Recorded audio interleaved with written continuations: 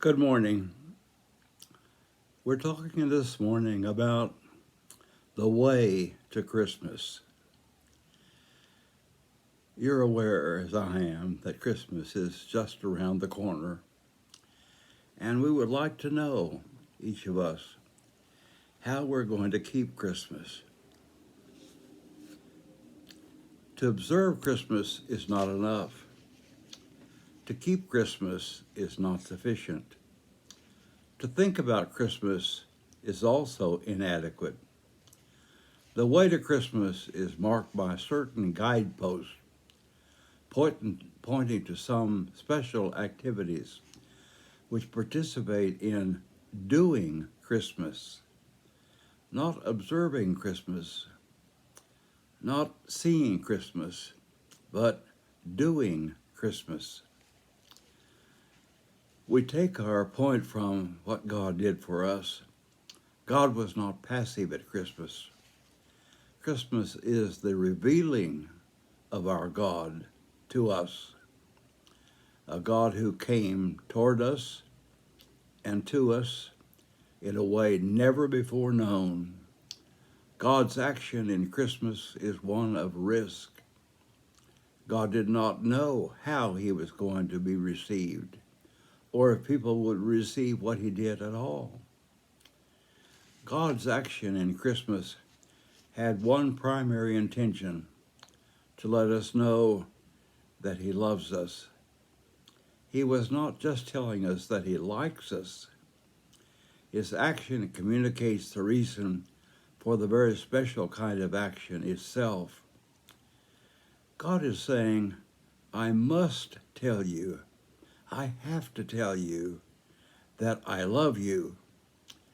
And I have to tell you in such a way that my action exactly reveals together who I am, what I feel, and what I feel for you.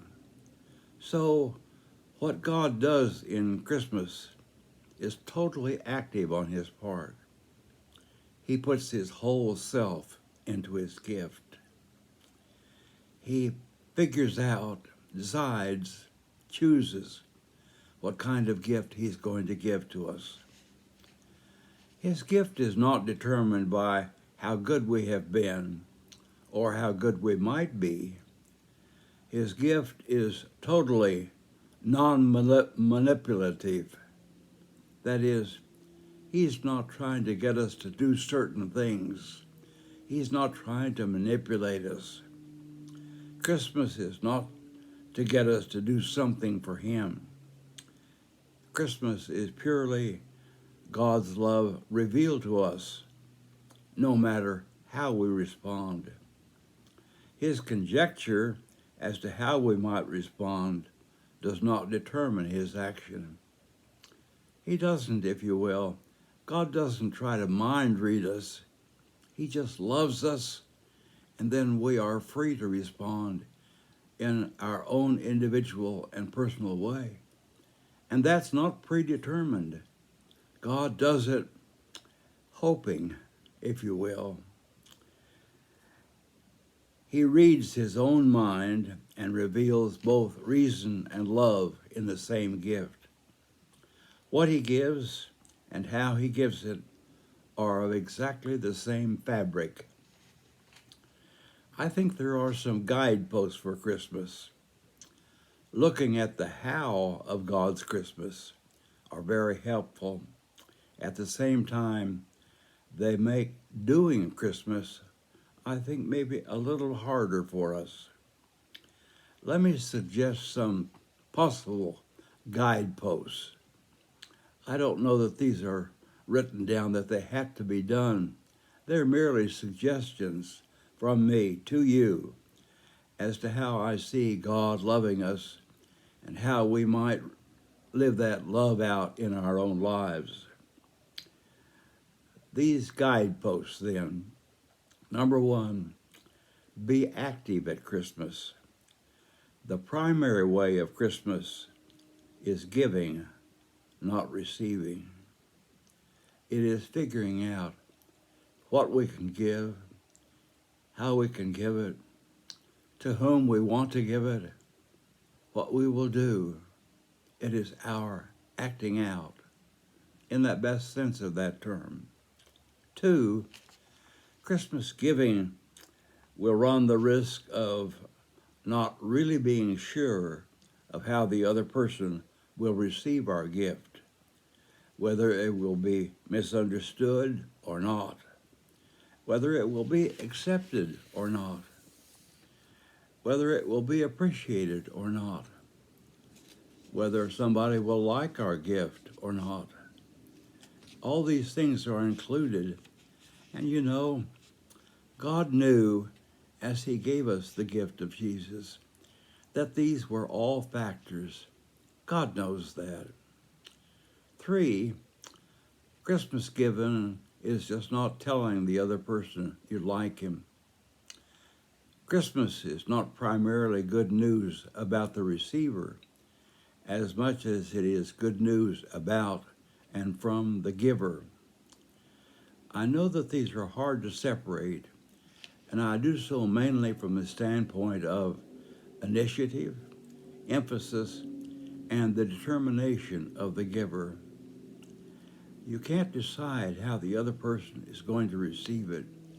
All you can just do is decide how you're going to give your love, what kind of gift your love encompasses. 4, Christmas giving is not determined by how good the receiver has been. The first and only question is the love of the giver.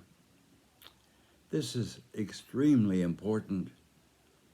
I know that many people feel like, well, if they've been good, and there's some Christmas songs that talked about good, and whether you've been good enough to get gifts, that's not the way God gives. 5, Christmas is non-manipulative. No gift is given, no person is loved, in order that the giver might be rewarded by a like gift. The giver doesn't say, if I give this to you, then surely you will give something to me. No, it's not a bargained kind of giving. I know we sometimes think that, but we need to go back and look at how God has given it to us and follow his lead and his methodology in loving. His way is the very finest, best way. 6, God's Christmas giving has a central purpose and intention: to let us know for certain that we are loved, how we are loved, and to awaken us to love one another as he has loved us.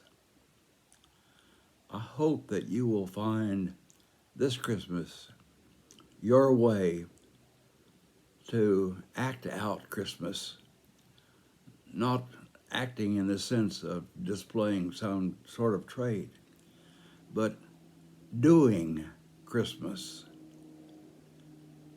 Give your love to someone that you want to know. You want them to know how much you care about them. That's what God did for us, and we are privileged to receive it. We can open our hands and say, I'll take it, and God gives it to us at Christmas.